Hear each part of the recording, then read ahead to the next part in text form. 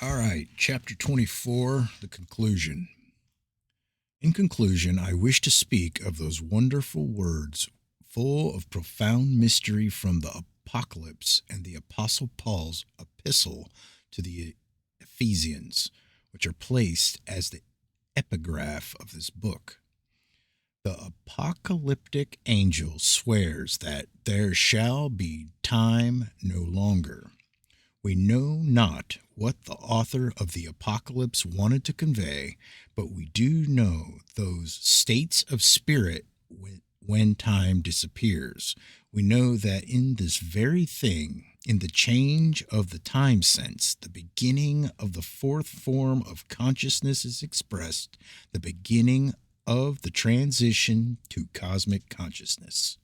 In this and in phases similar to it, the profound philosophical content of the evangelical teachings sometimes flashes forth.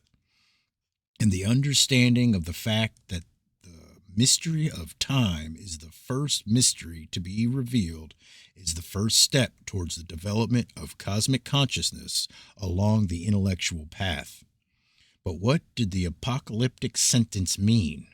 Did it mean precisely what we are now able to construe in it? Or was it simply a bit of verbal art, a rhetorical figure of speech, the accidental harping of a string which has continued to sound up to our own time through centuries and millenniums with such a wonderfully powerful, true, and beautiful tone of thought? We know not now, nor shall we ever, but the words are full of splendor, and we may accept them as a symbol of remote and inaccessible truth. The Apostle Paul's words are even more strange, even more startling by reason of their mathematical exactness. A friend showed me these words in A. Dobrolubov's, no, Dobrolubov's from the book Invisible, who saw in them a direct reference to the fourth measure of space. Truly, what does this mean? That ye, being rooted and grounded in love, may be able to comprehend with all saints what is the breadth and length and depth and height. First of all, what does the comprehension of breadth and length and depth and height mean? What is it but the comprehension of space?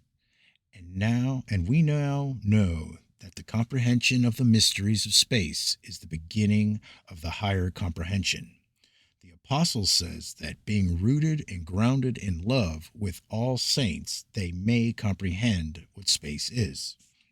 Here arises the question, why must love give comprehension? That love leads to sanctity. This is easily understood. Love in the first sense that the Apostle Paul understands it. Chapter 13 of the first epistle to the Corinthians is the highest of all emotions, the synthesis, the blending of all highest emotions. Incontestably, this leads to sanctity. Sanctity, that is the state of the spirit liberated from the duality of man, from his eternal disharmony of the soul and body. In the language of the Apostle Paul, sanctity meant even a little less than in our contemporary language. He called all members of his church saints. Sanctity meant to him righteousness, morality, religiosity. We say that all this is merely the path to sanctity. Sanctity is something more, something attained, but it is, after all, immaterial how we shall understand his words, in his meaning or in ours. Sanctity is a superhuman quality. In the region of morality, it corresponds to genius. In the region of mind, love is the path to sainthood. But with sanctity, the Apostle Paul unites knowledge. Saints comprehend what is the breadth and length and depth and height, and he says that all, through love, may comprehend this with them. But may comprehend what exactly? Comprehend space, because breadth and length and depth and height translated into our language of shorter definitions, actually means space. This last is the most strange. How could the Apostle Paul possibly know that sanctity gives a new understanding of space? We know that it must give it from what could he know that? None of his contemporaries ever united sanctity with the idea of the comprehension of space, and in general, there was no discussion at all about space at that time, at least among the Greeks and Romans.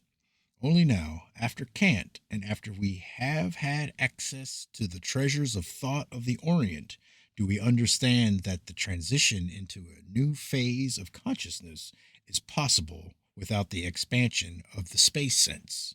But we wonder if this is what the Apostle Paul wanted to say, that strange man, Roman official, persecutor of the first Christianity, who became its preacher, philosopher, mystic, the man who saw God, the bold reformer and moralist of his time, who fought for the spirit against the letter, and was, of course, not responsible for the fact that he himself was understood by others, not in the spirit, but in the letter. Is it this that he wanted to say? We do not know.